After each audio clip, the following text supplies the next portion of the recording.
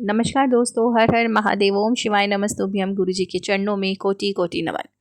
आज है माघ मास का पहला सोमवार। बहुत ही ज़्यादा खास और विशेष है ये दिन। आज के दिन आपके साथ मैं 2 उपाय शेयर करूंगी, जिसे अगर आप सही तरीके से करते ना तो आपके जीवन में किसी भी प्रकार की समस्या चल रही ना, उसका निवारण अवश्य ही होगा। बहुत ही ज़्यादा खास और विशेष होता है सोमवार की ये तिथि। गुरु जी ने हमेशा ही बताया है कि जब भी सोमवार या आप अष्टमी तिथि हो या तो फिर आप प्रदोष या तो शिवरात्रि पर ज़रूर से ज़रूर ये उपाय करें और अपने जीवन के समस्त कष्ट और विघ्न बाधाओं को दूर करें। सोमवार का दिन भगवान शिव शंकर को, देवादिदेव महादेव को समर्पण होता है। तो आज के दिन ये विशेष उपाय ज़रूर से करके अपने जीवन में चल रही किसी भी प्रकार की समस्या, उससे आप निजात पा सकते हैं। देखिए, आज का ये जो सोमवार का दिन है, आज आपने रात्रि में अपने घर में ही इस दीपक को जलाना है। ये दीपक आपकी शिव शक्ति मिलन का दीपक होगा। आपने कभी ध्यान दिया है कि हमेशा ही माँ पार्वती भगवान शिव शंकर के साथ में विराजमान होती हैं।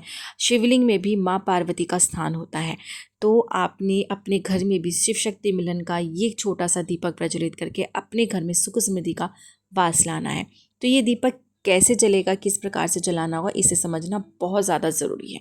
तो दीपक जलाने से पहले आपको 1 लोटे जल के अंदर शुद्ध जल लेना है और साथ में कुछ गंगा जल की बूंदें ज़रूर इसमें डालनी है। जब भी हम महादेव पे जल अर्पित करते हैं या कोई भी उपाय करते हैं, उसमें गंगा जल होना बहुत ज़्यादा अनिवार्य होता है। और इसके साथ में ही आपको एक दीपक लेना होगा। दीपक आप एक ही लेंगे मिट्टी का, और इसमें अब हम बात करेंगे लंबी बाती और गोल बाती का। देखिए, हमें जब भी गोल बाती का दीपक प्रज्वलित करना होता है तो वो हमारे देवताओं के समक्ष जलता है, और लंबी बाती का दीपक हमारे पितरों और देवियों के समक्ष प्रज्वलित होता है। मगर हम महादेव के समक्ष गोल बाती और लंबी बाती दोनों प्रकार के दीपक प्रज्वलित कर सकते हैं। जानते हैं ऐसा क्यों? इसलिए कि माता पार्वती हमेशा शिव शंकर के साथ होती हैं, महादेव के साथ वो हमेशा विराजमान होती है। तो इसलिए आप गोल बाती या लंबी बाती दोनों में से कोई सा भी दीपक महादेव के समक्ष प्रज्वलित कर सकते हैं। मगर हम शिव शक्ति मिलन का दीपक जब प्रज्वलित करते हैं तो हम एक दीपक इसके अंदर गोल बाती का रखते हैं और एक दीपक हम इसमें लंबी बाती का रखते हैं। शुद्ध देसी घी डालकर ये दीपक आप तैयार कर लेंगे। अब आपको चाहिए 2 दाने चावल के। 2 दाने चावल के ले लीजिए, 1 लोटा जल लेंगे। अब ये दीपक आपको अपने घर के मंदिर में महादेव के समक्ष ही प्रज्वलित करना है। अगर आपके घर के मंदिर में शिवलिंग है या आपने घर में किसी गमले में शिवलिंग रखा है तो आप वहाँ पे भी प्रज्वलित कर सकते हैं। अगर ऐसा नहीं है तो अगर आपके घर में बेलपत्र का वृक्ष या पौधा है तो आप वहाँ पर भी इस दीपक को प्रज्वलित कर सकते हैं। आपने दीपक प्रज्वलित करना है और जो लोटा जल लिया है वो भी आपने दीपक के साथ में ही रख देना है।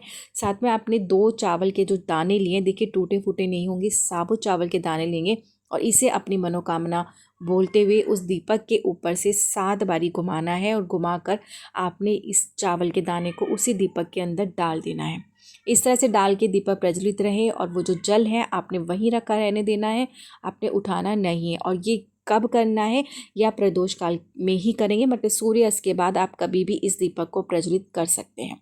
अब इस 1 लोटे जल का आपने करना है कि इस 1 लोटे जल को आपने अगले दिन कहाँ पे अर्पित करना है? आप उठाकर किसी भी शिव मंदिर जाकर वहाँ पर आपने महादेव के ऊपर अर्पण करना है। अपने घर की जितनी भी बाधाएं, जितनी भी परेशानी है, आप महादेव से बोले और देखें आपके जीवन के सारे कष्ट और समस्याएं बिल्कुल दूर होगी। अब दूसरे खास विशेष उपाय में आगे बढ़ने से पहले मैं अपने सभी भाई बहनों से एक विनम्र निवेदन करती हूँ, जो भी वीडियो पे पहली बार आ रहे हैं वीडियो को लाइक कर दें, चैनल को सब्सक्राइब करें और कमेंट्स बॉक्स में हर हर महादेव ज़रूर लिखें।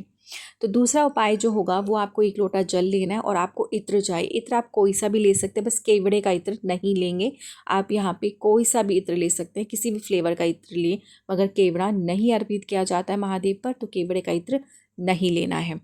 आपने जो इत्र लिया है उस 1 लोटे जल के अंदर आपने सिर्फ 2 बूंद इत्र डालना है। अगर आपको चंदन का मिले तो अच्छा है, या तो फिर आप गुलाब का इत्र ले सकते हैं।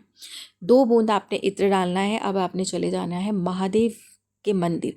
वहाँ पर जाकर अपना मुख उत्तर दिशा की तरफ कर ले और करने के बाद इस जल से महादेव पर अभिषेक करें। ये उपाय जो होगा ना, वो आपके घर की धन संपदा की जो कमी है उसे दूर करेगा। किसी का स्वास्थ्य ठीक नहीं रहता उसे सही करेगा, या आपके खुद के मानसिक तनाव से गुजर रहे हैं तो ये करेगा। अगर आपके कारोबार में, व्यापार में बढ़ोतरी नहीं हो रही तो भी आपको फ़ायदा करेगा।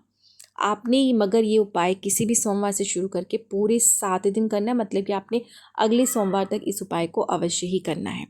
इस तरह से आप ये उपाय शुरू करें। और आपने जब ये उपाय किया तो आपने जो जल लेकर गए वो महादेव पर अर्पण करते समय आपने कौन से महादेव का स्मरण करना है? अवधूतेश्वर महादेव का स्मरण करते हुए महादेव के ऊपर आपने जल अभिषेक कर देना है। जल अभिषेक करने के बाद आपने थोड़ा सा जल जो महादेव के वहाँ जलाधारी स्थान से नीचे गिरे उसे आपने अपने उसी लोटे में भर लेना है। भर कर घर लेकर आए, थोड़ा सा ही लेकर आना है और घर में लाकर उसे आप अपने मंदिर में रख दें। अब इसे आप पूरा दिन मंदिर में रखा रहने दें। फिर रात्रि में आपने 12 बजे आपने मंदिर के समक्ष ही खड़े होकर इस जल का आचमन करना है, इस जल को ग्रहण करना है जो आप जलाधारी स्थान से जल गिरते समय लेकर आए थे। इस तरह से ये जो उपाय होगा वो आपका लगातार 7 दिन होगा। इसमें आपने छोड़ना नहीं है कुछ भी। आपने शुरू कर दिया तो ये शुरू रहेगा और ये करते रहेंगे पूरे लगातार 7 दिन। आप देखेंगे आपके जीवन में कोई भी विघ्न बाधा है वो अवश्य ही दूर होगी। स्वास्थ्य ठीक नहीं हो रहा तो वो ठीक भी होगा। और जीवन में किसी भी तनाव से अगर आप गुजर रहे हैं तो वो आपका तनाव भी दूर होगा। देवाधिदेव महादेव की विशेष कृपा आपके और आपके पूरे परिवार पर बनेगी। तो वीडियो अच्छी लगी तो प्लीज़ ज़्यादा से ज़्यादा शेयर करें, सभी का भला हो सके। किसी छोटे छोटे से उपाय जीवन में परिवर्तन लेकर आते हैं। और आपके जीवन में जो भी परिवर्तन है ना, कमेंट्स बॉक्स में ज़रूर लिख के बताइएगा। और हाँ, हर हर महादेव लिखना बिल्कुल मत भूलिएगा। ओम शिवाय नमस्तुभ्यम।